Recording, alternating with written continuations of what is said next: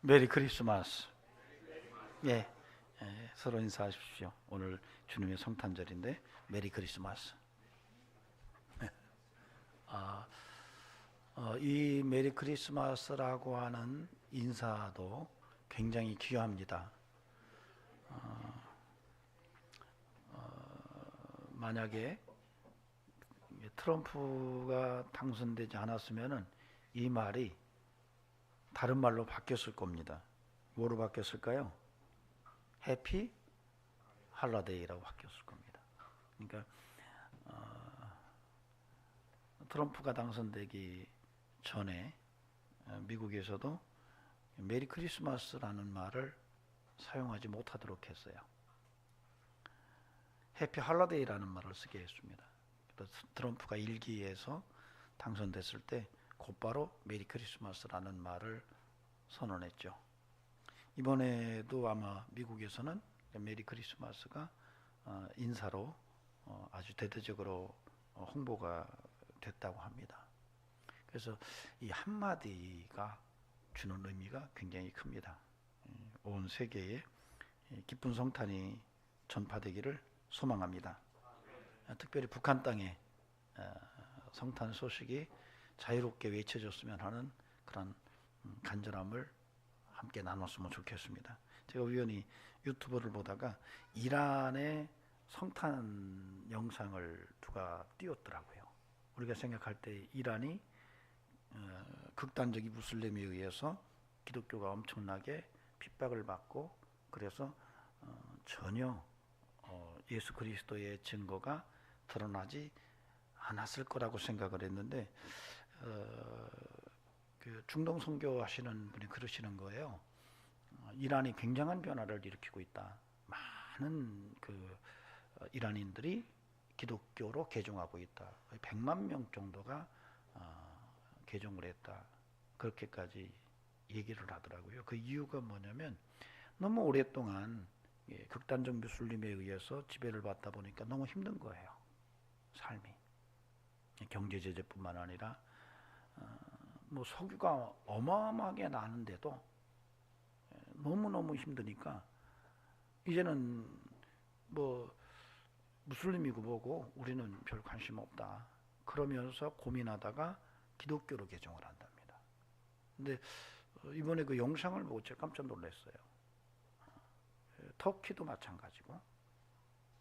그래서 이제 시리아도 이번에 아사드 정권이 무너지면서 세속주의를 선언했다 그러죠.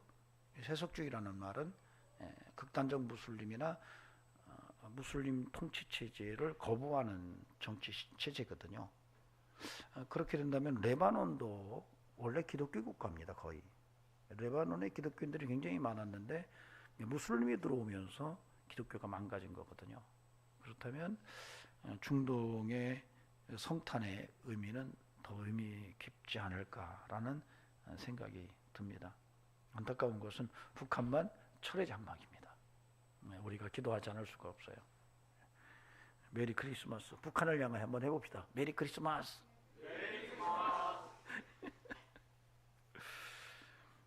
오늘은 누가가 예수님의 탄생을 기록했지만 누가는 목자들을 등장시켜서 탄생 이야기를 끌어갔어요. 근데 마태는 동방의 박사들 이야기를 통해서 예수님의 탄생을 설명을 했습니다.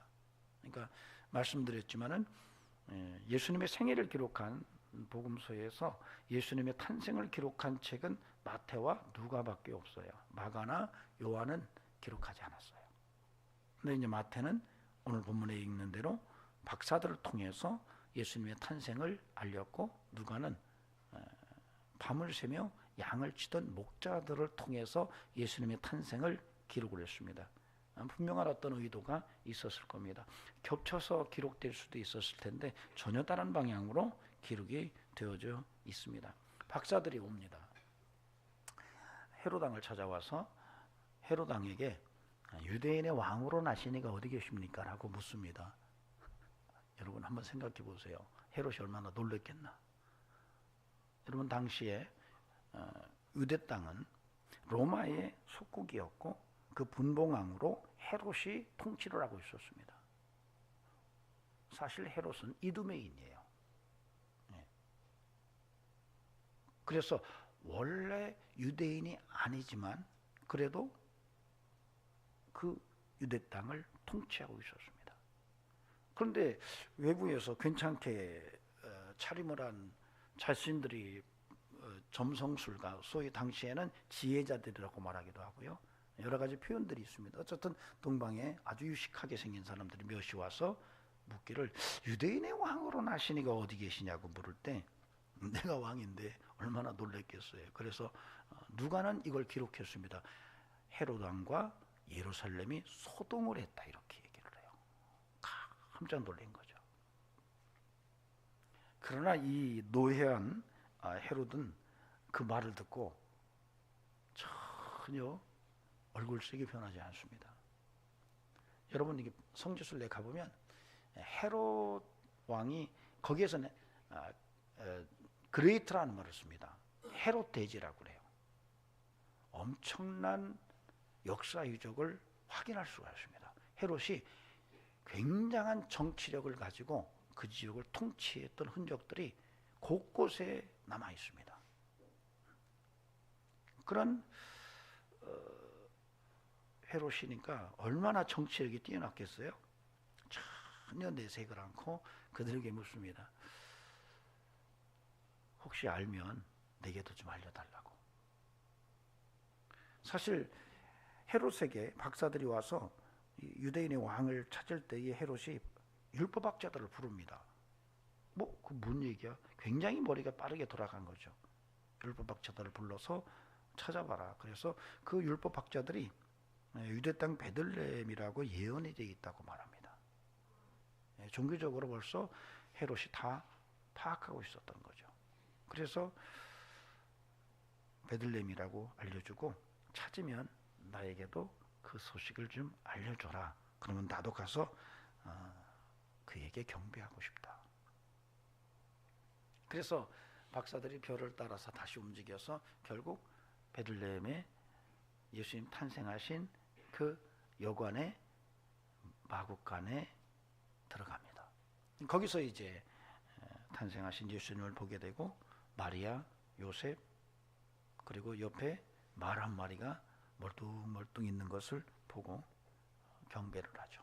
그리고 황금과 유향과 모략을 드리고 떠납니다. 떠나갈 때 꿈에 하나님의 지시를 받습니다. 헤롯에게로 가지 말고 곧바로 고향으로 돌아가라. 그래서 이 박사들이 헤롯이 그거 알면 발견하면 나에게도 좀 알려줘. 나도 경배할게 하는 말을 거부하고 그냥 자기들끼리 짐 싸가지고 고향으로 다시 돌아갔습니다. 예언자 오늘 본문이에요. 오늘 이 말씀을 통해서 마태가 기록한 예수님의 탄생 기록을 통해서 성탄절 아침에 하나님의 음성을 듣는 시간을 갖도록 하겠습니다. 사람의 말이 아니기를 바랍니다. 예, 은혜가 될 수 있기를 바랍니다. 예, 열린 마음으로 네, 오늘 목사님 말씀을 통해서 은혜 받아야지 이런 열린 마음을 가지면 하나님의 음성이 들리리라고 믿습니다. 먼저 우리가 생각할 것은 뒤에서부터 우리가 본문을 들여다보도록 하겠습니다. 왜냐하면 본문의 구조상 가장 뒷부분이 가장 중요한 메시지를 담고 있기 때문에 뒤부터 보겠어요. 9절에서 12절을 먼저 보겠습니다. 박사들이 왕의 말을 듣고 갈새 동방에서 보던 그 별이 문득 앞서 인도하여 가다가 악 있는 곳 위에 머물러 서 있는지라 그들이 별을 보고 매우 크게 기뻐하더라. 집에 들어가 아기와 그의 어머니 마리아와 함께 있는 것을 보고 엎드려 아기께 경배하고 보비압을 열어 황금과 유향과 모략을 예물로 드리니라. 그들이 꿈에 헤롯에게로 돌아가지 말라 지시함을 받아 다른 길로 고국에 돌아가니라. 이 말씀이 사실 오늘 본문에서 굉장히 중요한 그런 메시지를 담고 있습니다. 즉 다시 말하면 경배하는 성탄을 얘기합니다. 예수님을 경배하죠. 동방의 박사들이 와서 결국은 탄생하신 예수님을 경배하는 것이 이 본문을 통해서 가장 우리가 눈여겨봐야 될 부분입니다. 왜냐하면 이 박사들은 헤롯을 경배하지 않습니다. 이 본문은 그걸 대비하고 있어요. 박사들이 예루살렘에 도착해서 왕궁을 찾아갑니다. 왕을 만납니다. 근데 왕을 만나서 왕에게 경배했다는 기록을 읽을 수가 없어요. 그렇게 왕에게는 경배하지 않았던 이 박사들이 누추한 여관의 한 마국간의 강보에 쌓여서 말구유에 뉘어져 있는 이 아기 예수에게는 경배를 합니다. 황금과 유향과 모략을 친히 준비한 것을 가져다가 내어놓고 진정 경배를 하는 모습을 이 마태가 기록해 놨습니다. 그래서 이 본문은 예수님의 탄생은 경배가 빠지면 안 된다. 예수님을 경배하는 이 경배가 없는 예배라면 그 성탄이라면 성탄이 아니다라고 하는 것을 우리가 읽을 수 있어야 됩니다. 기쁘다고 좋으셨네 할 수 있어요. 성탄 카드 보낼 수 있어요. 성탄이라고 친구들과 모여서 야 예수님 탄생하신 날이래 우리 교회는 안 나가지만은 우리 한잔 하자 할 수 있어요. 그러나 그건 성탄이 아니에요. 여러분 오늘 본문은 경배가 있는 성탄임을 이야기해요. 어때요? 다시 말하면 예배가 있는 성탄이어야 된다라고 하는 얘기를 하고 있는 거예요. 초대교회 공동체가 이 본문을 읽으면서 그래 예수님을 예배하는 것이 얼마나 소중한지, 예수님을 예배한다는 것이 얼마나 제자들에게 소중하고 주님을 따르는 자들에게 의미 있는 것인지를 서로 공유했던 거예요. 그렇다면 오늘 이 시대 속에 2000년이 훌쩍 지났지만은 이 시대 속에 저와 여러분 역시 예배가 있는 성탄을 지내는 것은 너무나도 귀한 일이라는 것을 우리가 함께 깨달을 수 있었으면 좋겠습니다. 더 나아가서는 오늘 이 동방의 박사들이 예수님 탄생하신 아기 예수님을 경배하는 이 모습 속에서 내 예배는 어떤가? 내가 지금 예수님을 예배하는 예배의 마음은 어떻게 예비되고 있고 준비되고 있는가를 한번 비춰볼 필요가 있어요. 여러분은 예배가 어떤 모습으로 하나님께 드려집니까? 오늘 이 동방의 박사들이 예수님을 경배하는 이 모습 속에서 오늘 나는 나의 예배 모습이 어떠한지를 한 번쯤은 같이 투영해서 내 예배의 진정성을 한번 확인하고 그 진정성 속에서 정말 내 예배가 살아있는지, 신령과 진정한 하나님을 예배하는 그 예배인지, 정말로 예수 그리스도를 붙들고 예배를 드리는지, 아니면 그냥 몸만 왔다 가는지, 아니면 그냥 왔다가 졸다가 그냥 돌아가는 그런 예배는 아닌지를 한번 확인할 필요가 있다는 것입니다. 박사들이 먼 길을 별을 보고 따라옵니다. 먼 길을 따라왔어요. 그들이 먼 길을 따라오면서 그 예배를 위해서 보배합을 준비하고 와요. 왕궁에 들어가서 헤롯 왕에게 경배를 해야 함에도 불구하고 그들은 그 왕에게는 경배하지 않고 이 누추한 여관에 누워있는 정말 초라한 예수님께는 경배하는 모습을 우리에게 보여줘요. 그리고 그들이 돌아갈 때 헤롯의 부탁을 외면하고 고향으로 돌아가요. 하나님의 지시에 따라서 굉장히 비유적인 메시지를 담고 있는 텍스트입니다. 우리는 오늘날 조금만 거리가 멀면 예배가 힘들어집니다. 여러분 동방의 박사들은 먼 길을 예배를 위해서 걷고 또 걷고 걸어서 예배의 자리에 참여했는데 오늘날 우리는 조금만 거리가 있으면 예배에 대한 소중함을 상실합니다. 어떻습니까?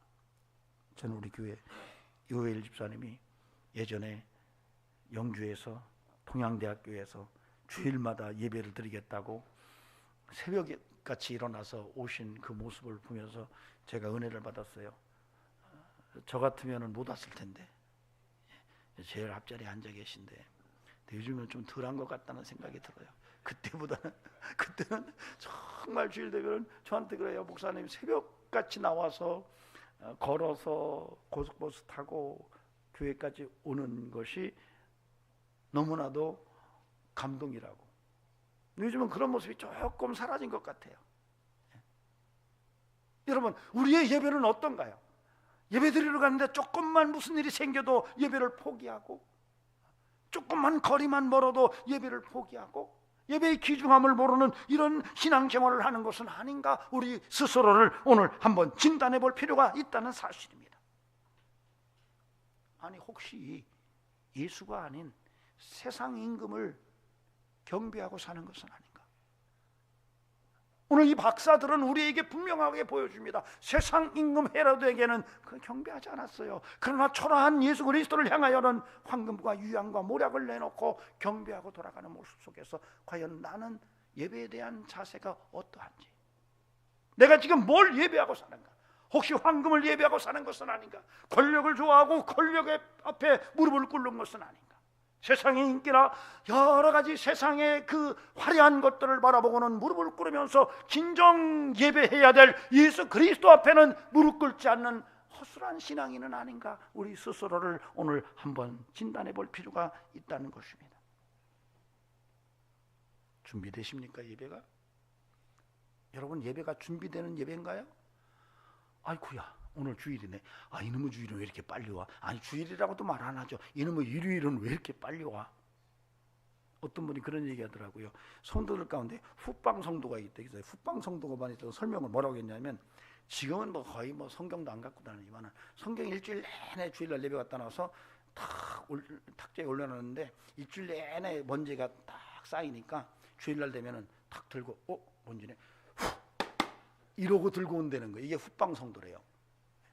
그러니까 예배에 대한 관심이 전혀 없던 거죠. 그냥 어쩌다 보니까 주일이야. 여러분, 목사들이 힘든 게 뭔지 아십니까? 목사들이 제일 힘들어하는 게 사실 설교예요. 우리가 목사들끼리 그래요. 예전에 선지자들은 참 좋았었겠다. 왠지 아십니까? 선지자들은요, 하나님의 말씀이 임하면 얘기하면 돼요. 그잖아요. 임하지 않으면 할 필요가 없죠. 요즘 목사들은 어때요? 임하지 않아도 주일날 되면 강단에 서서 뭔 얘기든 해야 돼요. 너무 힘들어요. 근데 목사가 준비하지 않고 말씀을 전하나요? 여러분, 성도가 주님 앞에 나오는 예배자의 준비가 없이 나온다면 그 예배의 진정성을 하나님께서 인정하실까요? 이런 박사들은 벌써 별을 보고 유대인의 왕으로 나신 이걸 기대하면서 먼 길을 오는데 그 과정 속에서 벌써 보배 앞에 황금과 유향과 모략을 담아가지고 경배하러 오고 있었다는 것을 우리에게 보여줘요. 준비된 예배예요. 부탁드립니다. 여러분의 예배도 준비되기를 바랍니다. 여러분, 여러분이 하나님을 예배하고 예수 그리스도의 그 은혜를 정말 진정성으로 붙들고 예배에 참석할 때에는 여러분, 그 예배가 그냥 어쩌다 그냥 갑작스럽게 드려지는 예배가 아니라 여러분의 일상의 삶 속에서 예배를 준비하고 기대하고, 그래서 내가 오늘 예배를 통해서 하나님의 영광을 드러내고 하나님의 은혜를 듬뿍 받아야 되겠다라고 하는 이런 열망을 가져야 되는 거야. 그런 예배가 우리 교회의 예배이기를 간절히 소망합니다. 재미난 것은요, 그렇게 경배한 다음에 그 박사들이 이제 거기서 나와서, 성경은 마태가 그렇게 기록해요. 그들이 꿈에 헤로데게로 가지 말라는 지시를 받고 자기 고향으로 돌아간다. 저는 이 본문을 읽으면서 참, 그렇구나. 여러분, 예배를 드린 다음에 우리는 끊임없이 예배의 삶으로 살아가는 인생이어서 예배를 드린 다음에 우리는 계속 고향으로 가는 거예요. 어디죠? 저 천국으로. 저 천국으로 고향으로 가는 우리의 인생이라는 것을 비유적으로 설명하는 것 같아요. 그런데 누구의 지시를 받아요? 하나님의 지시를 받아요. 하나님의 지시를 받고 그들이 고향으로 돌아가요. 헤로데게로 갔어야 되거든요. 헤로데게 가서 우리가 그를 만났다고 전갈해주고, 헤로드 왕이 고맙습니다. 당신들 가는 길에 내가 먹을 것과 마실 것을 듬뿍 실어놨으니 가지고 가십시오 라고 하는 소리를 들었으면 더 좋았을 뻔했거든요. 그런데 그들은 그렇게 하지 않았어요. 하나님이 야, 그 헤로데게로 가지 말고 곧바로 그냥 돌아가라, 하나님의 지시에 따라서 그 박사들은 고향으로 지시에 따라, 하나님의 지시에 따라 갔다는 거예요. 여러분, 우리 예배자는요, 끊임없이 천국을 향한 순례자입니다. 이 과정 속에서 예배 후에 하나님의 지시에 따라서 순례자의 길을 걸어가는 이런 영성을 함께 소유할 수 있기를 소망합니다. 여러분의 삶에 그런 은혜가 함께하기를 간절히 바랍니다. 여러분, 오늘 우리는 박사들의 예배 모습을 좀 배웁시다. 아멘. 예배의 신앙이 정확하게 확인됩니다. 제가 지금까지 목회를 하면서 성경 공부를 뭘 했다 얘기하는데 예배 안 나오는 사람은 믿음을 확인할 길이 없더라고요. 하물며 목사님들도 예배에 대해서 소중함을 모른다면 그 믿음을 의심할 수밖에 없는 것이 제가 보는 시각이에요. 아니, 50년 동안 난 장로를 해서 이렇게 말하는데 그가 예배 드리는 모습이 정말 진정성 있는 예배가 아니라는 것을 확인했을 때 그분 장로님의 직분을 인정하기가 어려워요. 30년 동안 권사로 제가 충성스럽게 복음을 해서 살았습니다. 그런데 예배 시간에 사정없이 조는 것이 그 예배의 모습이라고 한다면 그 30년의 권사님의 삶은 예측할 수가 없어요. 여러분, 성도는 예배에서 성공할 때 진정한 영성으로 나아갈 수가 있는 것입니다. 저는 그렇게 믿습니다. 성도가 예배에서 성공할 때 인생도 성공이 가능하다는 것을 저는 분명하게 믿습니다. 유명한 이돈 장로님, 세계무역센터 수석 부회장을 하면서 출장을 가서 유럽에 가면은 주일이 다가오면은 자기는 미국으로 비행기 타고 돌아온대요. 처음에는 사람들이 왜 가시냐고, 나 VIP 만나러 간다고. 그럼 미국 대통령 만나러 가는 줄 알고 아무 말도 안 하는데 나중에 보니까 예배드리러 가는 거예요. 하나님 만나러. 주변에서는 나중에는 뭐 그렇게 번거롭게 할 필요가 있겠네 했지만 자기 개인의 소신이래요. 내 개인의 소신이다 이건. 여러분, 이 정도의 예배의 소중함이 우리에게 살아있기를 주의 이름으로 부탁을 드립니다. 예배가 회복되는 과정 속에서 삶도 회복돼요. 저는 그렇게 믿습니다. 지금까지 제가 목회를 하면서 예배를 회복시키면서 그의 삶이 회복되고 예배가 살아나면서 그의 건강도 살아나고 경제도 살아나고 삶의 모든 가정도 살아나는 이런 모습들을 저는 수없이 봤습니다. 많은 목사님들이 그런 얘기를 하고 있습니다. 그래서 목사님들은 말합니다. 예배의 성공이 인생의 성공이고 예배의 성공이 하나님의 영광을 드러내는 것이라고 말을 합니다. 저는 우리 성도들에게 이번 박사들의 경배를 통해서 예배에 다시 한번 회복의 역사가 일어나기를 간곡히 소망합니다. 다음으로 4절에서 8절 말씀을 보시겠습니다. 왕이 모든 대제사장과 백성의 서기관들을 모아 그리스도가 어디서 나겠느냐 물으니 이르되 유대 베들레헴에 오니 이는 선지자로 이렇게 기록된 바 또 유대 땅 베들레헴아 너는 유대 고을 중에서 가장 작지 아니하도다. 내게서 한 다스리는 자가 나와서 내 백성 이스라엘의 목자가 되리라 하였음이니이다. 이에 헤롯이 가만히 박사들을 불러 별이 나타난 때를 자세히 묻고 베들레헴으로 보내며 이르되 가서 아기에게 대하여 자세히 알아보고 찾거든 내게도 고하여 나도 가서 그에게 경배하게 하라.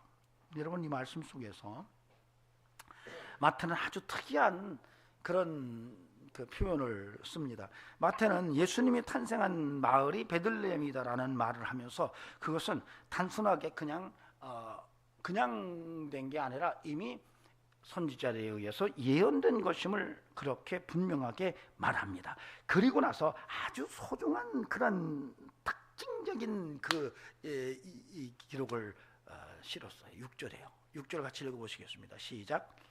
또 유대 땅 베들레헴아 너는 유대 고을 중에 가장 작지 아니하도다. 내게서 한 다스리는 자가 나와서 내 백성 이스라엘의 목자가 되리라 하였음이라. 유대 땅 베들레헴은 굉장히 작은 마을이었던 거죠. 그런데 마태는 그 베들레헴이 바로 예수가 나심으로 인해서 결코 작지 않다라고 얘기를 해요. 거기서 한 다스리는 자가 나오는데 목자가 나오는데 그분이 거기서 나옴으로 인해서 베들레헴은 결코 작지 않은 이런 마을이 될 것을 예언하고 있어요. 저는 이 말씀을 읽으면서 그렇지, 아멘이 되는 거예요. 뭐가 아멘이 되는지 아십니까? 여러분, 이것이 오늘날 우리의 삶 속에서 적용한다면 누구든지 예수를 품어 마음에 안으면 그 인생이 결코 작지 않음을 적용할 수 있었으면 좋겠어요. 누구든지 예수 그리스도를 영접하고 그분을 마음에 담고 그분을 목자 삼고 그분의 다스림을 받으면서 사는 인생이라고 한다면 베들레헴이 비록 작은 마을이었지만은 결코 작지 아니하듯이 그 인생도 결코 작은 인생이 아니라는 것을 생각해야 된다는 거예요. 바로 여러분과 제가 작은 인생이지만 예수님의 다스림을 받고 그분을 목자 삼고 살아가기만 한다면 거기서 놀라운 역사가 드러나는데, 베들레헴이 결코 작지 않은 것처럼 우리의 인생도 결코 작지 않은 인생이 가능하다는 것을 믿음으로 보여주고 있다는 사실이에요. 그렇다면 여러분, 예수님을 목자 삼을 수 있기를 바랍니다. 그분의 다스림을 받는 인생이기를 바랍니다. 그렇게만 된다면 여러분의 인생 속에 놀라운 삶의 반전이 일어나게 될 것입니다. 여러분의 삶에, 여러분의 가정에, 여러분의 일터에 하나님의 놀라운 손길이 예수 그리스도 안에서 가능하게 될 것을 믿으시기 바랍니다. 아멘. 우리가 이제 성경에 보면은 하나님의 은혜로, 정말 전적으로 하나님의 은혜로 대박난 인생들의 이야기가 참 많습니다. 요셉 보세요. 형들에게 인신매매돼서 이집트로 팔려갑니다. 거기서 노예 생활을 시작해요. 가능성이 없죠. 절망의 벼랑 끝에 서 있는 거예요. 당시에 한번 생각해 보세요. 100년 전, 200년 전만 해도 여러분, 미국에서 노예 제도가 해방되기 전에 노예의 목숨, 생명의 여탈권은 주인이 갖고 있었어요. 그런데 요셉 때는 오죽했겠어요. 말할 수가 없는 거죠. 그런데 그가 하나님의 도우심 속에서 인생의 반전을 만들어내요. 여러분, 요셉의 인생을 성경에 기록된 대로 믿으시나요? 예, 그가 하나님의 도우심 속에서 가는 곳마다 인정을 받아요. 그리고 나중에는 애굽의 총리까지 책임을 맡게 돼요. 하나님의 은혜죠. 성경은 그 요셉의 인생을 그렇게 썼어요. 항상 하나님께서 앞서가셨다. 저는 우리 모두의 삶에 하나님이 앞서가는 은혜가 있기를 간곡히 소망합니다. 그런데 여러분, 우리 그 아주 최근에 그 강력하게 그런 인생의 또 다른 모습을 보여주는 분이 한 분 있습니다. 제 기억 속에는 무디 아시죠? 무디. 예. 미국에서 엄청난 목회 사역을 이루는 분이죠. 여러분, 이분은 무학입니다. 이분이 설교를 하면 단어가 틀리고 문장이 틀리고, 그래서 어떤 교인이 앉아가지고 무디 목사님이 설교를 하면은 틀린 것을 다 적어가지고 목사님한테 줬대요. 근데 목사님이 웃으면서 그래도 틀렸어도 은혜는 다 받아요 그랬대요. 원래 그분이 구두수성공이에요. 구두수성공이에요. 공부 못했어요. 가방끈도 짧아요. 여러분, 사진에 보면은 외모도 심플하지 않습니다. 불독 같아요. 그런데 그 안에 예수가 들어오면서 달라져요. D.L. 무디 목사님은 예수님을 목자 삼아요. 그리고 그 무디 목사님은 예수님의 다스림을 받아요. 작은 초라한 인생이 예수님 때문에 큰 삶을 만들어내는 것을 보여줘요. 여러분, 이렇게 만드신 그 놀라운 신비의 능력은 하나님이세요. 저 여러분이 믿는 하나님도 동일하신 하나님이세요. 여러분, 그 동일하신 하나님을 믿는다면, 저와 여러분도 예수 그리스도를 목자 삼고 그분의 통치를 받는다면 우리의 삶도 결코 작지 않음을 우리가 알아야 돼요. 가능성을 가지시기 바랍니다. 여러분, 자녀들에게 공부 열심히 해라, 야, 정말 자식아 말이야, 아빠는 공부를 잘했는데 너는 왜 그 모양이냐? 엄마는 공부를 엄청 잘했는데 너는 왜 그래? 이렇게 말하지 마세요. 그에게 예수가 주인 되게 하시고 예수가 목자 되는 삶을 살게 하시고 예수님의 통치를 받는, 다스림을 받는 이런 인생을 만들어 놓으면 그의 인생이 결코 작지 않으리라고 믿습니다. 유태영 박사 보세요. 그가 그렇게 얘기합니다. 전라도 임실 그 산꼬라당에서 머슴의 집안의 자녀로 태어나요. 공부할 수가 없었어요. 초등학교도 겨우 졸업했어요. 중학교 가고 싶었는데 돈이 없어서 못 보내요. 그래서 나무를 하러 산으로 가는 거예요. 친구들은 학교로 갔는데 자기는 산으로 가. 얼마나 마음이 아팠겠어요. 앉아가지고 너무너무 가슴이 아팠대요. 근데 그가 그때 예수를 믿어요. 그리고 달라져요. 예수 믿고 초라한 유태영 박사의 인생은 이스라엘로 유학 가고 건국대 부총장까지 해요. 그는 그렇게 말해요. 나의 나 된 것은 하나님의 은혜라고. 예수 그리스도는 이렇게 우리를 반전시켜놔요. 여러분, 이걸 믿으시기 바랍니다. 사도 바울, 예수님 아니었으면 고집스러운 율법학자로 인생 끝났을 거예요. 베드로, 예수님 아니었으면 갈릴리 호숫가에서 물고기 도매상으로 끝났을 거예요. 그런데 그가 예수님 때문에 큰 인물이 되잖아요. 아이고, 목사님은 무슨 기복적으로 그렇게 자꾸 예수 믿고 큰 인물 된다고 말합니까? 그러면 작은 인물 되면 좋아요? 한번 해볼랍니까? 작은 인물 되고? 여러분, 성경은 기복을 얘기하지 않습니다. 예수를 통한 하나님의 축복의 통로를 말해요. 네가 잘되는 것으로 끝나는 게 아니라 너를 통해서 땅끝까지 축복이 흘러가야 된다, 이렇게 얘기하는 거예요. 하나님이 여러분에게 돈을 주시면 그 돈을 네가 먹고 그냥 뚝 떨어지라는 것이 아니라 그걸로 많은 사람들의 영혼을 구원하라, 이런 말이에요. 권력을 줄 때에는 그것으로 네 마음대로 네 이익을 위해서 권력 쓰는 게 아니라 그 권력으로 많은 어렵고 신음하는 사람들을 살려내라는 거예요. 잘 돼야 되는 이유가 다른 게 아니에요. 사람을 살리기 위해서 그런 거예요. 우리가 예수 믿으면, 그분이 목자 되면, 그분이 나를 다스리시면 놀라운 역사가 일어나는 것을 믿으시기 바랍니다. 오늘 성탄절 이 아침에 저는 우리 성도들에게 정말 예수로 말미암아 결코 작은 인생이 아님을 믿고 여러분에게 놀라운 반전의 역사가 일어나기를 주의 이름으로 축원합니다. 하나님께서는 우리의 인생을 큰 것으로 쓰시기를 원하십니다. 커지기 바랍니다. 예? 속이 종제이 같아가지고 뭘 담을 수가 없어요. 인천 앞바다에 사이다가 떴어도 고프가 없으면 못 마셔요. 얼마만큼 마십니까? 고프만큼 마셔요. 그렇죠? 여러분, 누르고 흔들어 하나님께서 뭘 주시려고 그래요. 근데 그릇이 컵이에요. 누르고 흔들어도 얼마큼 담아요? 컵만큼밖에 안 담습니다. 여러분, 그래서 마음의 터도 넓히고 생각의 터도 넓히고, 여러분, 지도 밖으로 행군하세요. 한국만 보지 마세요. 세계의 지도를 놓고 세계를 바라보면서 세계를 논할 수 있는 우리 성도님들 되시고 젊은이들 되시기 바랍니다. 진혁이, 알았어? 예, 방 안에서만 빙빙 돌지 말고 세계의 흐름을 읽을 수 있는 안목을 갖는 성아,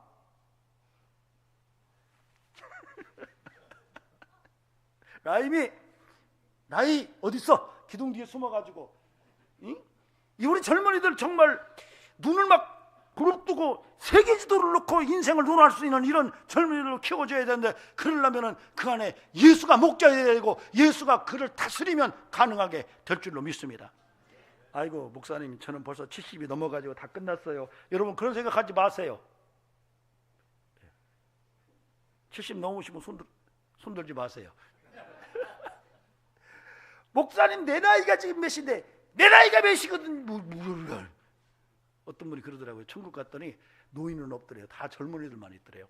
최고 인생의 꽃같이 피어난 30대 같은 느낌만 있더래요. 여러분 왜 그런지 아세요? 성경은 주님이 그러시잖아요. 시집가고 장가가는 일이 없다고. 늙으면 안 되는 거예요. 그대로 갑니다. 그러니까 그렇게 생각하시고, 모세는 까이까 120살까지 살았다는데 내 나이가 지금 70이면 모세로 생각하면 지금 절반 조금 지났어. 그래서 막 눈에 막 힘을 딱 주시고, 걸음걸이도 좀 힘차게 하시고, 웃음소리도 조금 힘있게 하시고, 말을 할 때도 좀 이렇게 조리 있게 좀 하시고, 좀 관리 좀 하세요.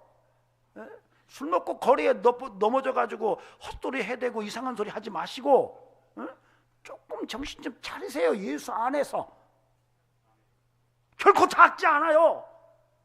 이번 성탄절에 여러분의 마음속에, 여러분의 가정과 여러분의 일터에 예수가 주인 되시고 목자 되시고 그분의 다스림을 받아서 새로운 반전의 경험이 일어날 수 있기를 주의 이름으로 축원합니다. 마지막으로 1절에서 3절 말씀을 보시기 바랍니다.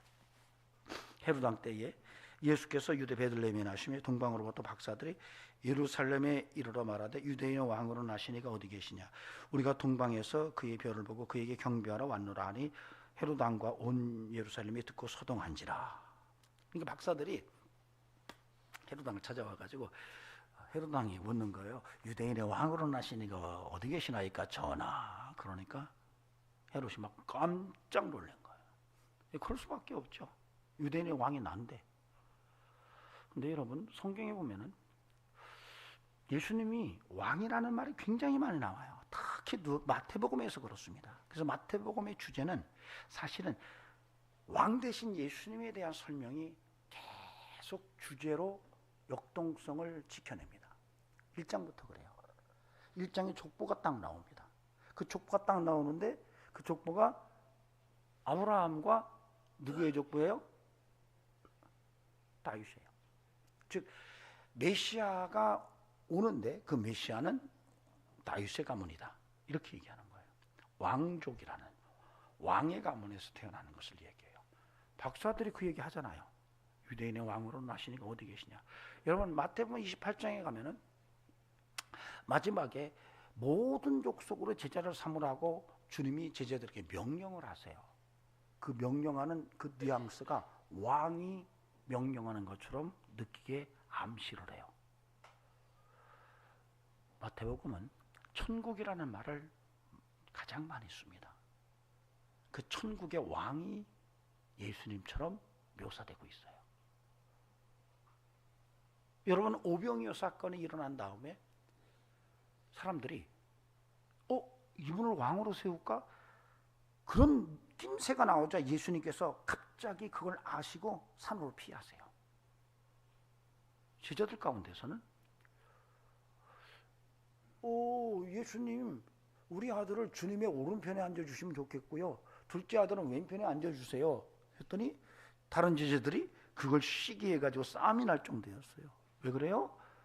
예수님이 왕 될 것을 제자들도 생각하고 있었던 거예요. 그런데 마태복음은 그런 주제를 담고 있어요. 그런데 오늘 이 박사들이 유대인의 왕으로 나시니가 어디 계시냐 이렇게 물어요. 예수님 돌아가실 때 죄패는 유대인의 왕이었어요. 빌라도가 예수님을 신문할 때 계속 끊임없이 물은 것이 네가 유대인의 왕이 맞냐? 이렇게 말해요. 로마 병정들이 예수님을 십자가에 못 박기 전에 모욕을 줄 때에도 네가 예수님의 유대인의 왕이라고 웃기는 소리 그만해라. 중요한 것은 이 적용점이에요. 여러분, 여러분에게 왕은 누굽니까? 따라합시다. 내게 왕은 예수님이다. 여러분, 그리스도인의 왕은 예수님이에요. 문제는 뭐냐면 그분이 지금 어디 계시냐는 거예요. 예수님이 여러분의 삶에 어디 계시는가? 그분이 왕이시면 그분이 왕의 자리에 계신가? 또 나는 그분을 왕으로 인정하시면 그 왕명을 내가 따르는가? 왕명을 어기면 어떤 일이 벌어지는지를 아시잖아요. 우리는 말로는, 입으로는 주님이 왕이라고 말하는데 그분을 왕좌에 모시지를 않아요. 내가 왕자리에 앉아 있어요. 그분은 왕이라고 말하는데 그분의 명령을 내가 따라가지 않아요. 왕명을 어기기를 밥 먹듯이 해요. 그러고 말로는 그분이 왕이라고 말해요. 여러분, 모순입니다. 여러분, 모순이에요. 오늘 여러분이 분명하게 예수님을 내 삶의 왕으로 인정한다면 그분을 여러분의 삶의 왕좌에 모시기를 바랍니다. 여러분 내려오셔야 돼요. 여러분의 인생의 왕좌에서 여러분이 내려오시고 그분을 그 자리에 모셔야 돼요. 이게 그리스도인이 예수님을 영접했을 때 일어나는 가장 우선적인 변화예요. 여러분 부탁드립니다. 예수님이 왕이시라면 그분을 여러분의 삶의 왕좌에 모시고 그분을 늘 바라보면서 그분의 명령을 쫓는 이런 영성이 함께 할 수 있기를 간곡히 부탁을 드립니다. 이슬이 쫙 잔디 위에 들판에 내렸는데 양들이 거기서 막 그 풀들을 먹고 있는 거예요. 너무 평화로운 그런 모습이 쫙 펼쳐져 있는데 저쪽 구석에서 숲속에서 늑대 한 마리가 탁 나타나요. 이분 벌써 침이 범벅이 돼 있어요. 줄줄 흘러요. 그 모습을 보고 있던 어떤 사람이 지나가다 양들에게 야 저기 늑대야 이렇게 소리를 쳤어요. 이 양들이 깜짝 놀랐어요. 그게 뭐냐? 야 너희들 뒤에 늑대가 있어 위험해 이렇게 얘기를 해서 양들이 보니까 진짜 늑대가 있는 거예요. 근데 늑대가 쓱 웃으면서 오해하지 마. 나는 채식주의자야. 나는 풀만 먹어. 양들이 순간 긴장을 풀고 채식주의자래. 그럼 우리 걱정할 필요 없겠네. 근데 그것을 알고 있는 사람이 계속 말하는 거예요. 그거 거짓말이야. 정신 차려. 그 말에 속아 나오면 안 돼. 근데 그 말을 들은 양들이 당신 너무 부정적인 거 아니야? 늑대가 말하잖아. 채식주의자라고. 괜히 공포조장하지 마. 그러면서 발로 그 사람을 딱 쳐서 내팽개쳤어요. 쫓겨난 그 사람은 멀리서 참 어리석은데. 그리고 해가 저물고 밤이 됐는데 조용한데 늑대가 슬금슬금 와서 양의 귀에다 그렇게 말하는 거예요. 나는 풀도 좋아하지만 고기는 더 좋아하거든.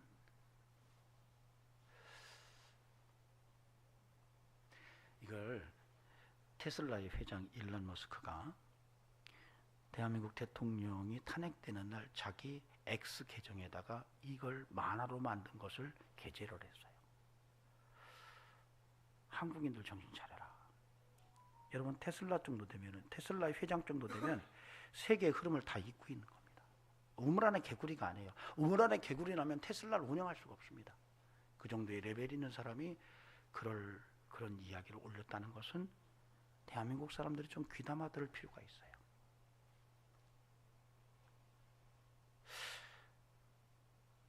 한국의 K-팝, K-푸드, K-드라마, K-양심, K-원전, K-무기 다양한 주제들이 세계를 감동시키고 있습니다.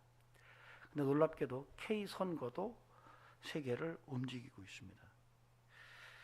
2011년 한국 선관위가 주축이 돼서 A웹이라고 하는 108개국의 118개 기관이 가입되어 있는 기관을 만들었습니다. 그 본부가 인천 송도에 있습니다. 거기서 공급하는 것은 투표기입니다. 놀랍게도 그 K웹에서 공급된 투표기를 가지고 투표를 한 나라 중에서 20여 개국이 투표 문제로 몸살을 했습니다. 콩고, 볼리비아, 루마니아, 키르기즈스탄, 베네수엘라, 벨라루스, 모잠비크, 가봉, 우간다, 이라크, 엘살바도르, 에콰도르, 이집트, 파키스탄, 에티오피아, 가봉, 우간다, 이라크, 엘살바도르, 에콰도르, 이집트, 파키스탄, 에티오피아, 미얀마, 루안다, 탄자니아, 도미니카. 여러분 투표는 좌우의 문제가 아니에요. 이것은 옳고 그름의 문제입니다. 그것이 진짜인지 아닌지는 아무도 지금 확증은 못해요. 그러나 이것은 공개돼야 돼요. 공봉호 박사라는 분이 그런 얘기를 하더라고요. 자기가 지인이 미국에서 종신교수인데 굉장히 한국 상황을, 미국의 종신교수면 인정받은 분입니다. 근데 그분이 한국 상황을 우려하면서 만약 이 상태로 계속 가서 대통령이 자리로 돌아오지 못하면 한국은 경제적으로 말할 수 없는 고통을 당할 거다. 왜 그러죠? 미국과 서방 쪽에 서지 않고 중국, 러시아, 북한 쪽에 서면 그래요. 지금 체제전쟁 중입니다. 여러분 정신 바짝 차리셔야 돼요. 지금 우리가 늑대를 봐야 돼요. 늑대가 누군지. 자칫 잘못하면 자유를 잃어버릴 수가 있습니다. 여러분, 민주당이 만든 새 헌법을 읽어보신 적이 있습니까? 자유가 빠졌습니다. 아셔야 돼요. 목사님 그것도 저는 봤어요. 그들은 자유를 빼고 싶은 거예요. 그럼 어떻게 되겠어요? 중국화되는 거예요. 중공화됩니다. 북한화되고. 여러분 자식들에게 그 세계를 물려주고 싶으십니까? 정신 바짝 차리세요. 저는 어떤 기독교인, 저는 이 상황에서 기독교인은 땅의 나라에 관심 갖는 것보다도 하나님 나라에 더 관심 갖는 것이 옳다라고 보는 목사예요.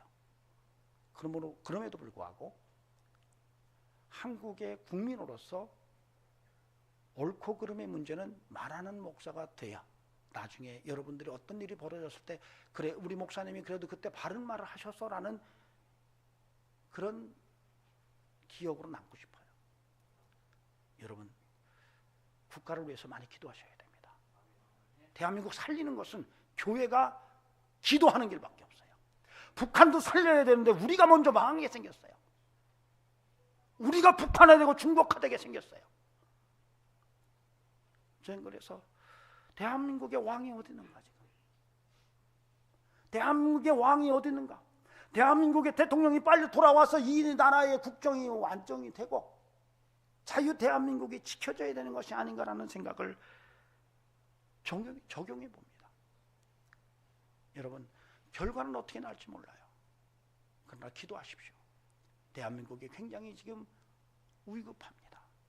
김대중 대통령의 비서로 있다가 북한에 파견돼서 김일성을 만나고 김일성을 만난 후에 돌아와서 김대중 대통령에게 북한의 요구를 따르면 안 됩니다라고 해서 단칼에 정치 생명이 끝났던 김경재 전 의원이 그래요. 내 나이가 80이 넘었는데 내가 지금 무슨 욕망이 있겠느냐. 그러나 분명한 것은 선거가 정상적인 무결성 선거로 돌아가지 않으면 대한민국은 공산화된다. 그분이 정확하게 이야기를 해요. 사회주의 공산화가 가능한 지점에 와 있다. 저는 우리 성도들에게 성탄절에 주님을 경배하는 은혜가 있기를 바라고요. 예수님을 목자 삼고 주님의 다스림 받는 인생을 통해 결코 작지 않은 인생으로 새롭게 도전하기를 주의 이름으로 축원합니다. 여러분의 인생 속에 왕이 누구인가? 그 왕은 어디 있는가? 예수가 왕이라면 그분이 내 인생의 보좌에 앉아 계신가를 확인하시고 승리의 삶을 만들어가는 은혜가 있기를 주의 이름으로 축원합니다. 기도하시겠습니다. 하나님, 주의 은혜로 우리를 붙들어 주심을 감사합니다. 우리가 대한민국을 바르게 세우는 역할은 미미하지만 우리의 주어진 삶의 자리에서 바로 서게 하시고 정파에 움직이는 것이 아니라 옳고 그름의 바른 자세를 가진 성도되게 하시되 이 땅의 나라보다 하나님의 나라에 대한 열망을 더 품게 하옵소서. 우리의 본질은 하나님 나라에 있음을 믿습니다. 늘 예수와 함께 동행하게 하시고 주와 함께 사는 것이 기쁨이 되며 감사가 되게 하옵소서. 이제는 우리 구주 예수 그리스도의 은혜와 하나님 아버지의 살아계심과 성령님의 역사하심이 오늘도 예수님의 탄생을 통해서 마태를 통해서 전해진 그 이야기 속에 하나님의 메시지를 듣고 삶에 적용하기를 원하는 귀한 심령들에게 영원토록 함께 하시기를 간절히 축원하옵나이다. 아멘.